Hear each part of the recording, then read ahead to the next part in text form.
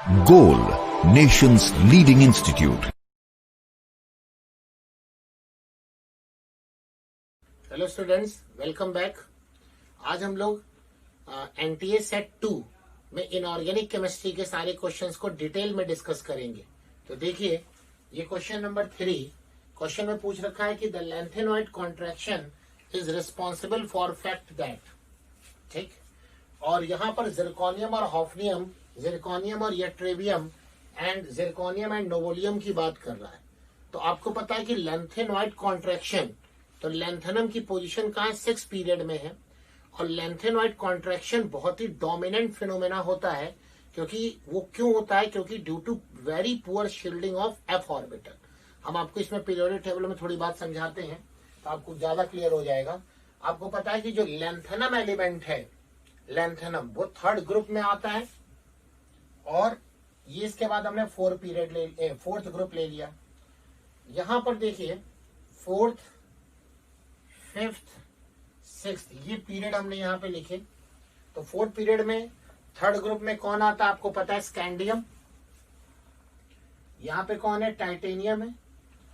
ऐसे 5th period में कौन आ जाएगा, यहाँ पर स्कैंडियम के जो नीचे आ जाता है। तो 5th पीरियड में यट्रेबियम आता है और यहाँ पे जिरकोनियम आ जाता है, ये बात आपको पता है। एंड यहाँ पे देखिए लैंथेनम आता है और इसके बाद क्या आ जाता है, यहाँ पर हाफनियम, यहाँ पर हाफनियम आता है, ठीक। और आपको ये बात पता है कि लैंथेनम का एटॉमिक नंबर 57 है, जबकि हाफनियम का एटॉमिक नंबर कितना है, 72। तो 58 से 71 जो एलिमेंट होता है वो पीरियोडिक टेबल के नीचे, जिसको आप लैंथेनॉइड कहते हो, सीरियम से लेकर लूटेटियम तक। तो ये 14 एलिमेंट्स पीरियोडिक टेबल के बाहर है। तो यहां पे जो इलेक्ट्रॉन जा रहा है वो तो एफ में जा रहा है ना, n-2 एफ में। और जो एफ की जो शील्डिंग होती है, जैसे ये न्यूक्लियस हुआ, ये आउटर मोस्ट शेल हुआ और ये अंदर वाले शेल्स हैं। तो न्यूक्लियस आउटर मोस्ट शेल के इलेक्ट्रॉन्स को अपनी ओर खींचता है, लेकिन जो अंदर वाले जो शेल में जो इलेक्ट्रॉन्स होते हैं या बाहर वाले शेल में भी दूसरे, जिसमें जिस इलेक्ट्रॉन पर आपको न्यूक्लियर चार्ज देखना है उसके अलावा जो इलेक्ट्रॉन्स होंगे वो सारे न्यूक्लियस के चार्ज को जो बाहर वाले इलेक्ट्रॉन पर वो खींच रहा है। तो अंदर वाले इलेक्ट्रॉन्स इस बाहर वाले इलेक्ट्रॉन को रिपेल करने की कोशिश करते हैं। समझ में आ गया? जिस कारण से न्यूक्लियस बाहर वाले इलेक्ट्रॉन्स को उतनी ताकत से, उतनी पावर से नहीं खींच पाता। कब? अगर वो खींच रहा होता in absence of these electrons, यानी जो अंदर वाले जो इलेक्ट्रॉन्स अगर ये ना होते तो न्यूक्लियस जितनी पावर से इलेक्ट्रॉन को खींचता उतनी पावर से अब नहीं खींच पाएगा। कब? जब ये शील्डिंग यहां पर होगी तो। और सबसे ज्यादा शील्डिंग एस की है, उससे पुअर पी की है, उससे पुअर डी की एंड सबसे पुअर एफ की है ना। ये पेनिट्रेशन से आप देखते हैं। तो एफ की शील्डिंग बहुत पुअर है। तो कुल मिला के आप ये देखो कि एफ की शील्डिंग जो पुअर हो गई, यानी एफ के जो इलेक्ट्रॉन्स हैं एफ में, वो आउटर मोस्ट इलेक्ट्रॉन को इतना रिपेल नहीं कर पाएंगे। क्यों? क्योंकि वो बहुत अंदर है ना। एफ में जो इलेक्ट्रॉन जाता है वो n-2 में जाता है। तो बहुत अंदर होने से आउटर मोस्ट इलेक्ट्रॉन को ज्यादा रिपेल नहीं कर पाएंगे, जिस कारण से एफ जो है वो बहुत ही पुअर शील्डिंग शो करता है, ठीक है। अब जब पुअर शील्डिंग शो कर रहा है तो जब शील्डिंग कम हो गई तो न्यूक्लियर चार्ज ऑब्वियस बढ़ गया, क्योंकि इफेक्टिव न्यूक्लियर चार्ज का क्या फार्मूला होगा, क्या होगा, Z माइनस सिग्मा। Z क्या है यहाँ पर, न्यूक्लियर चार्ज, और सिग्मा क्या है, स्क्रीनिंग कांस्टेंट। तो सिग्मा की वैल्यू जितनी कम होती जाएगी इफेक्टिव न्यूक्लियर चार्ज उतना बढ़ता चला जाएगा। तो आप देखो एफ ऑर्बिटल में जो इलेक्ट्रॉन्स होंगे वो बहुत ही पुअर शील्डिंग शो करेंगे। तो इसके कारण से जो लैंथेनम के जस्ट बाद जो एलिमेंट आएगा पीरियोडिक टेबल के अंदर, पीरियोडिक टेबल के बाहर नहीं, जो जस्ट बाद आएगा, पीरियोडिक टेबल के अंदर जो जस्ट बाद एलिमेंट आएगा, तो इसका इफेक्ट सबसे ज्यादा किस पर पड़ेगा, उसके जस्ट बाद। इफेक्ट हमेशा किस पर पड़ता है, उसके जस्ट बाद पड़ता है। जैसे डी की भी शील्डिंग पुअर है, तो डी की पुअर शील्डिंग का इफेक्ट किस पे पड़ेगा, पी पर पड़ेगा। लेकिन पी पे किस ग्रुप पर पड़ेगा, तो देखो डी किस खत्म कहां से हुआ, 12 ग्रुप से। तो 13 पे देखो आप सबसे ज्यादा फर्क पड़ता है। समझ में? एक गैलियम जैसे एग्जांपल है, आपको पता होगा, समझ में आया। तो जस्ट बाद सबसे ज्यादा इफेक्ट पड़ता है। यानी हाफनियम पर सबसे ज्यादा इफेक्ट पड़ेगा। तो इससे क्या होगा, इससे ये होगा कि आप जब किसी भी ग्रुप में ऊपर से नीचे चलते हो तो नंबर ऑफ शेल बढ़ रही है, जिस कारण से साइज बढ़ता है। बट जिरकोनियम से जब आप हाफनियम पे आओगे तो नंबर ऑफ शेल बढ़ी, लेकिन यहां पर ये लेंथेनॉइड कॉन्ट्रैक्शन इतना स्ट्रांग है, इतना डोमिनेंट है कि इस बढ़ी हुई एक शेल के इफेक्ट को लेंथेनॉइड कॉन्ट्रैक्शन कंपनसेट कर देता है और जिरकोनियम और हाफनियम का साइज ऑलमोस्ट सेम हो जाता है, साइज सेम हो जाता है। तो देखिए आपको आंसर मिल गया। पहला आंसर है zirconium and hafnium have same radius, क्योंकि लेंथेनॉइड कॉन्ट्रैक्शन का इफेक्ट किस चीज पर पड़ता है, साइज पर पड़ता है। ठीक है, अब सेकंड बात बोलता है zirconium and hafnium have same oxidation number. तो ऑक्सीडेशन नंबर से यहाँ कोई मतलब नहीं है, क्योंकि लेंथेनॉइड कॉन्ट्रैक्शन नाम ही में आ रहा कॉन्ट्रैक्ट करना, यानी साइज पर इफेक्ट डालेगा। क्लियर, समझ में आ गई बात। और जिरकोनियम और नोबोलियम, नोबोलियम तो होगा नहीं, नोबोलियम यहाँ आएगा फिफ्थ ग्रुप में, इसमें ये यहाँ पे आएगा। तो देखिए इसका तो कोई फर्क नहीं पड़ेगा, लेंथेनम के जस्ट बाद हाफनियम है ना, तो इसलिए नोबोलियम से कोई लेना देना नहीं है। समझ में आया आपको ये? तो इसलिए इसका आंसर क्या हो जाएगा, फर्स्ट। देखिए नेक्स्ट क्वेश्चन नंबर 5 बोलता है कि final step for the extraction of copper from copper pyrite in Bessemer converter. ठीक है, बेसेमर कन्वर्टर में फाइनल स्टेप क्या होती है? तो आपको पता है कि बेसेमर कन्वर्टर में जो Cu2s है वो पार्शियली ऑक्सीडाइज होता है। मतलब कहने का ये है कि वहां पर जितना भी Cu2s है वो सारा का सारा ऑक्सीडाइज नहीं हो पाता, उस पार्शियली ऑक्सीडाइज होता है Cu2s। समझ में आ गई बात? तो जो Cu2s ऑक्सीडाइज होके Cu2O बना, सारा नहीं बना, कुछ बना, पार्शियली ऑक्सीडेशन इसको बोल रहे हैं।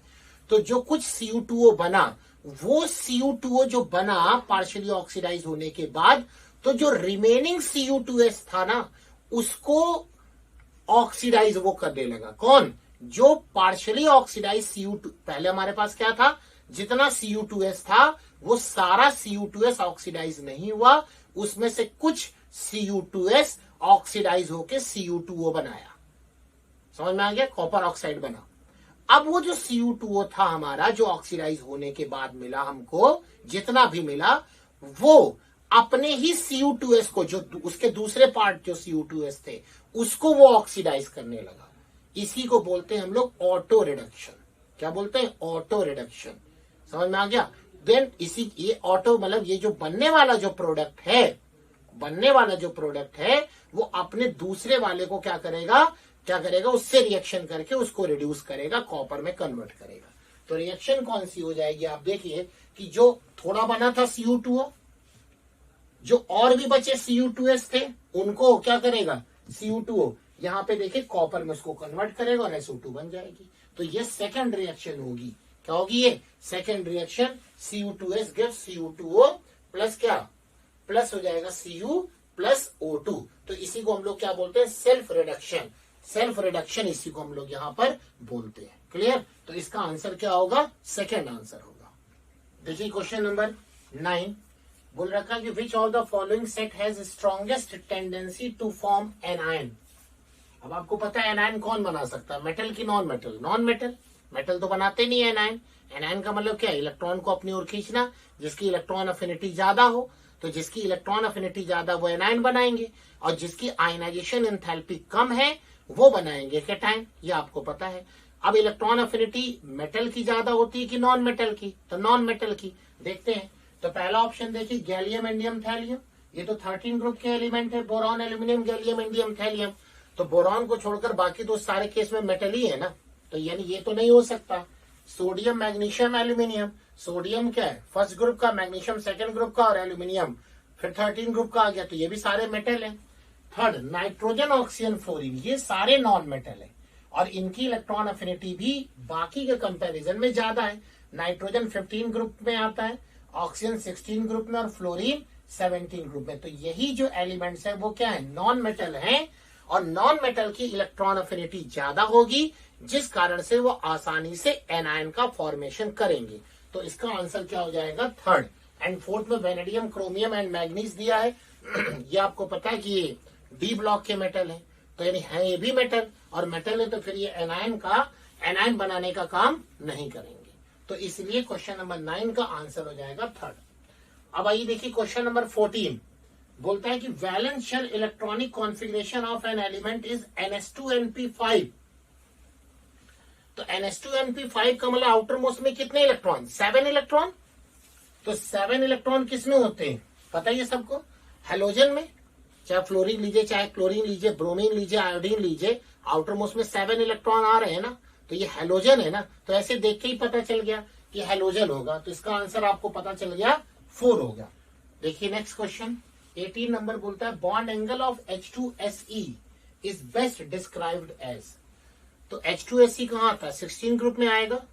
16 ग्रुप में जब उनके आप हाइड्रोजन से रिएक्शन कराइए तो H2E का फॉर्मेशन होगा 16 ग्रुप में। यहां लिख दे रहे हैं हम 16 ग्रुप में, तो H2O, H2S, H2SE and H2TE ये होता है ना, ऑक्सीजन, सल्फर, सेलेनियम, टेलोरियम। तो H2SE आता है। अब यहां पर इसका जब बॉन्ड एंगल हम लोग एक्सप्लेन करते हैं तो यहाँ VSEPR थ्योरी लगती है, और ये बताया गया कि हाइब्रिडाइजेशन अगर सेम है और same number of lone pair है, सेम है और same number of lone pair हैं, तो यहाँ पे देखिए 2 लोन पेयर यहां पर आएंगे, 2 लोन पेयर यहां पर आएंगे, 2 लोन पेयर यहां आएंगे एंड 2 लोन पेयर यहां आएंगे। तो सेंट्रल एटम की अगर इलेक्ट्रोनेगेटिविटी डिक्रीज कर रही है तो बॉन्ड एंगल डिक्रीज करता चला जाएगा। तो आप देखो ऊपर से जब आप नीचे आ रहे हो तो क्या होगा? सेंट्रल एटम की इलेक्ट्रोनेगेटिविटी कम हो रही है तो बॉन्ड एंगल भी कम होगा। तो H2SE का जो बॉन्ड एंगल है वो H2S से कम होगा, but not less than 90 degree, but not less than 90 degree. समझ में आई बात? तो आंसर तो एक आपको दिख गया। एक यहां पर और आपको इंफॉर्मेशन दे दें, अकॉर्डिंग टू ड्रैगोज रूल, ड्रैगोज रूल के अकॉर्डिंग H2S और H2SE हाइब्रिडाइजेशन शो नहीं करेंगी, बल्कि H2TE भी नहीं करेगा। लेकिन ये बात हम लोग तभी बोलेंगे जब वहां पर बॉन्ड एंगल का डिस्कशन कर रहे हो। नॉर्मली ऐसी बात नहीं बोलते, क्योंकि जो ड्रैगोज रूल आया है वो बॉन्ड एंगल को एक्सप्लेन करने के लिए आया है। समझ में आ गई बात? तो बॉन्ड एंगल, जब यहां पर बॉन्ड एंगल का क्वेश्चन है इसीलिए मैंने ड्रैगोज रूल का नाम लिया। तो ड्रैगोज रूल कब अप्लाई होगा? जहां पर आप बॉन्ड एंगल का डिस्कशन करेंगे। तो देखिए यहां पर बॉन्ड एंगल आप डिस्कस कर रहे हैं, इसलिए मैंने बोला। अब ड्रैगोज रूल क्या है कि अगर सेंट्रल एटम थर्ड पीरियड या उसके नीचे का हो, फिर से सुनिए, सेंट्रल एटम थर्ड पीरियड या उसके नीचे का हो और बॉन्डिंग एटम की इलेक्ट्रोनेगेटिविटी 2.5 या लेस हो, बॉन्डिंग एटम की इलेक्ट्रोनेगेटिविटी 2.5 या लेस हो, तो ऐसे मॉलिक्यूल हाइब्रिडाइजेशन शो नहीं करते। तो देखिए सल्फर है थर्ड पीरियड और उसके साथ जो हाइड्रोजन है उसकी इलेक्ट्रोनेगेटिविटी 2.1 है। दोनों कंडीशन ही लगेंगी, केवल एक कंडीशन से आप आंसर नहीं देंगे। यानी चाहे आप इलेक्ट्रोनेगेटिविटी ऑफ सेंट्रल एटम देख लें, सेंट्रल एटम देख लें या इलेक्ट्रोनेगेटिविटी देख लें ना, ये गलत है। आपको दोनों चीजें देखनी होंगी, सेंट्रल एटम की पोजीशन भी देखनी है and electronegativity of bonding atom भी देखना है। क्लियर? तो आप देखो जैसे H2O में ऑक्सीजन सेकंड पीरियड का है, बट हाइड्रोजन की इलेक्ट्रोनेगेटिविटी 2.5 से कम है, दैट इज 2.1। बट यहां पर ड्रैगोज रूल नहीं लगेगा। क्यों नहीं लगेगा? क्योंकि वहां पर सेंट्रल एटम की पोजीशन ड्रैगोज रूल के लिए फेवरेबल नहीं है। क्लियर? तो यहां पे लगेगा, H2S में लगेगा, H2SE में भी लगेगा और H2TE में भी लगेगा। तो यहां हाइब्रिडाइजेशन नहीं होता। लेकिन ये बात हम लोग तभी बोलते हैं जब हम लोग बॉन्ड एंगल का डिस्कशन कर रहे हो। बाकी यहां पर केवल बॉन्ड एंगल पूछा था, तो आप VSEPR की थ्योरी लगाइए तो ज्यादा बेटर होगा। और क्या है VSEPR थ्योरी? कि अगर बॉन्डिंग एटम सेम हो, keeping same bonding atom and same number of lone pair on the central atom, keeping the same surrounding atom or bonding atom and same number of lone pair on the central atom. If electronegativity of central atom decreases, then bond angle also decrease.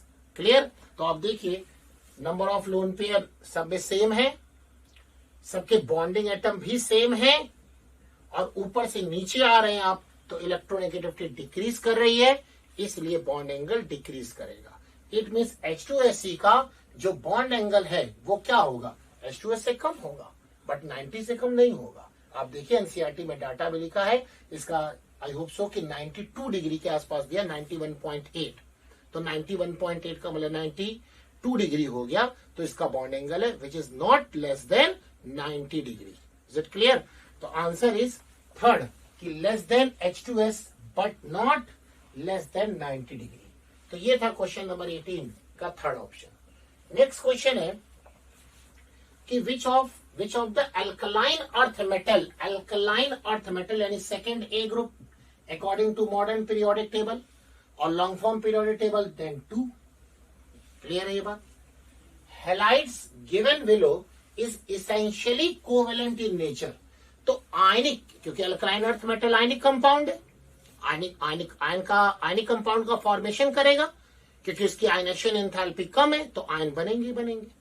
और ionic compound के अंदर covalent character निकालने के लिए आप क्या करते हैं, फजांस रूल लगाते हैं. क्या लगाते हैं? फजांस रूल, यानी कि पोलराइजेशन का कॉन्सेप्ट लिखते हैं. तो पोलराइजेशन का कॉन्सेप्ट क्या है कि more the polarization more the covalent character, more the polarization more the covalent character. यानी हम यहां पे देखेंगे कि पोलराइजेशन ज्यादा कहां पर है, और फजांस के अकॉर्डिंग पोलराइजेशन किस पे डिपेंड करता है, डायरेक्टली प्रोपोर्शनल होता है चार्ज के. यानी जितना ज्यादा चार्ज होगा पोलराइजेशन उतना ज्यादा होगा, तो ऑब्वियस कोवेलेंट कैरेक्टर भी ज्यादा होगा. और पोलराइजेशन डायरेक्टली प्रोपोर्शनल होता है साइज ऑफ एनायन की, यानी जितना बड़ा एनायन होगा पोलराइजेशन उतना ज्यादा होगा, तो कोवेलेंट कैरेक्टर भी उतना ज्यादा आएगा. लेकिन इनवर्सली प्रोपोर्शनल होता है साइज ऑफ कैटायन के.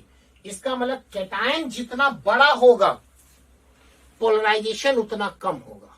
ठीक है, तो कोवेलेंट कैरेक्टर भी कम होगा. तो अब सेकेंड ए ग्रुप की बात करता है, तो सेकेंड ए ग्रुप में कौन है, beryllium, magnesium, calcium, strontium and barium. यही है.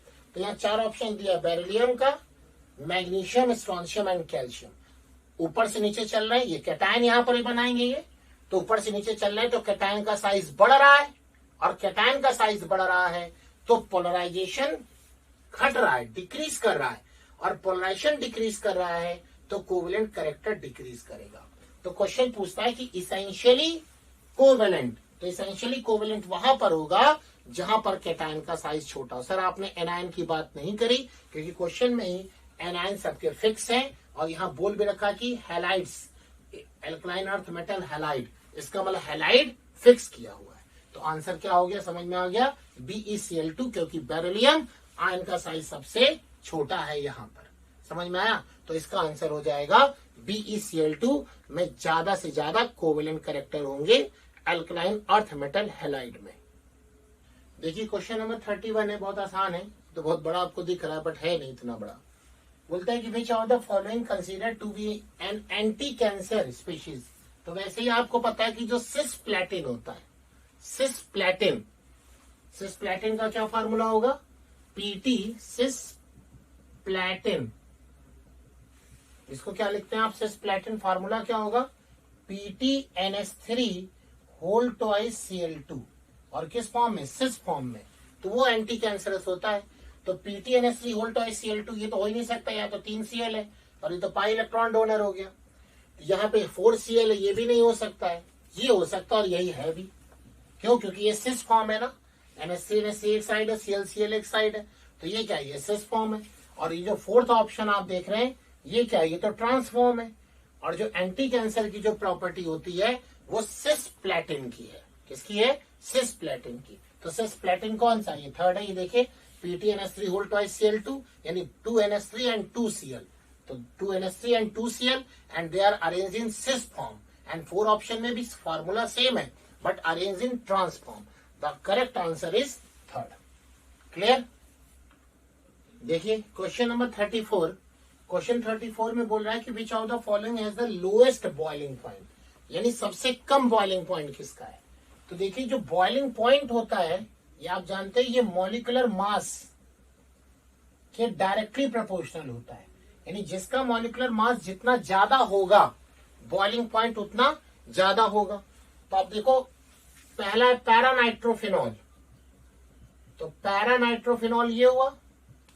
सेकंड है मेटानाइट्रोफिनॉल, तो मेटानाइट्रोफिनॉल ये हो गया. एंड थर्ड है ऑर्थोनाइट्रोफिनॉल, तो ऑर्थोनाइट्रोफिनॉल ये हो गया. एंड फोर्थ है फिनॉल, फोर्थ है फिनॉल. तो देखिए फिनॉल में पैरा मेटा और ऑर्थोनाइट्रोफिनॉल में NO2 ग्रुप एक्स्ट्रा लगा हुआ है और इसमें कोई तो NO2 ग्रुप एक्स्ट्रा नहीं है ना, बाकी तो सब में फार्मूला सेम हुआ है सबका फिनॉल.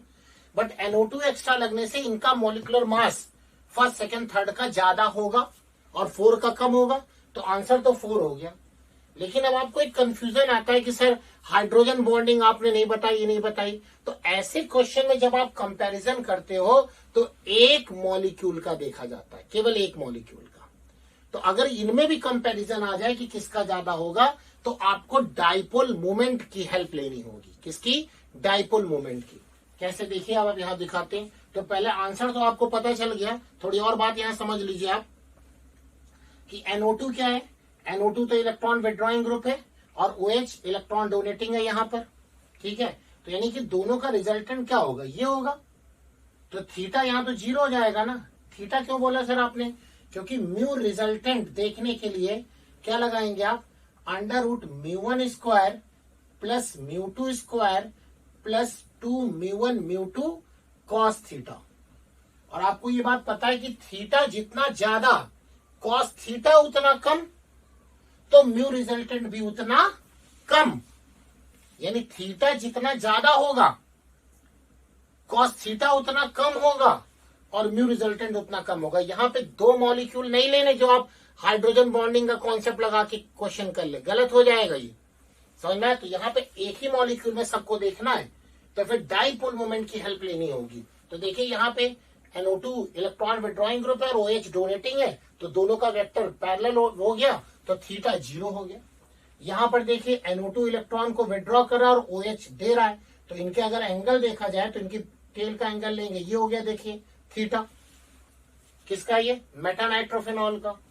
ऑर्थो का देखिए क्या हो गया, ये OH डोनेटिंग और NO2 विड्रॉइंग है, तो यानी इसका अगर आप देखें तो ये हो गया थीटा और ज्यादा हो गया. समझ में आ गया? तो थीटा जितना कम, सबसे कम किसका? पैरा का. उसके बाद क्या है? उसके बाद मेटा का, और सबसे ज्यादा थीटा कहाँ का आ रहा है? ऑर्थो का. तो ये ऑर्डर होगा, इसका सबसे ज्यादा, उससे कम एंड सबसे कम. क्लियर? और इसका तो सबसे कम होगा क्योंकि मॉलिक्यूलर मास ही सबसे कम है. तो फिलहाल ये मैंने और डिस्कस कर दिया क्योंकि आप क्वेश्चन करते समय आप हाइड्रोजन बॉन्डिंग को सोचने लगते हैं. सोचना चाहिए जब सोल्यूशन के साथ बात करें, जब वाटर ले तब आप सोचिए, बट ऐसे क्वेश्चन में आपको सोचने की जरूरत नहीं है. उसमें आप डाइपोल मोमेंट की हेल्प लेंगे तो आप बेटर आंसर दे पाएंगे. समझ में आया? तो यहां पर इसका आंसर क्या होगा, क्वेश्चन नंबर 34 का हो जाएगा फिनॉल, क्योंकि उसने पूछा लोएस्ट बॉइलिंग पॉइंट, तो मोलिकुलर मास पे हम आंसर दे देंगे. समझ में आइए?